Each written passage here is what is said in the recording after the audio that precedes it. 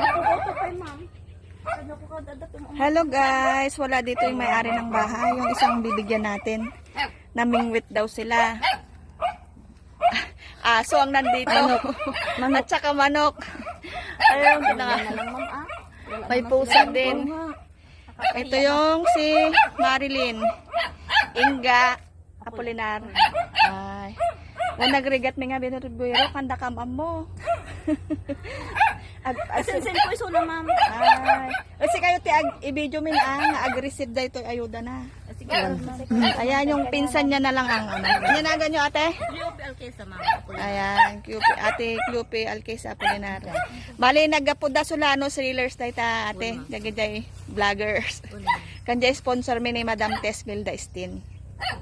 Iso natin napili nga ikante nasa pa nga regalo. Bali, dahil lang ate ta dapay paparan mi sa bali. Ibagayo lang ang kami mat makasublin.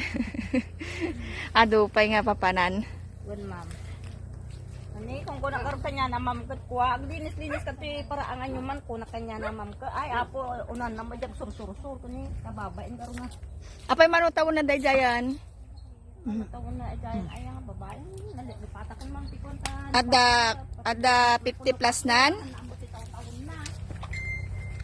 Sino mas panganay kanya yo? Mas inunaan ka ate? Ma'am. Mas inunaan ka? Wen ma'am. Ay. On. Ayan, sana makatulong kay ate.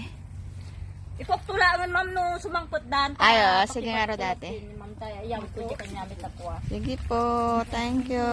Sige ma'am.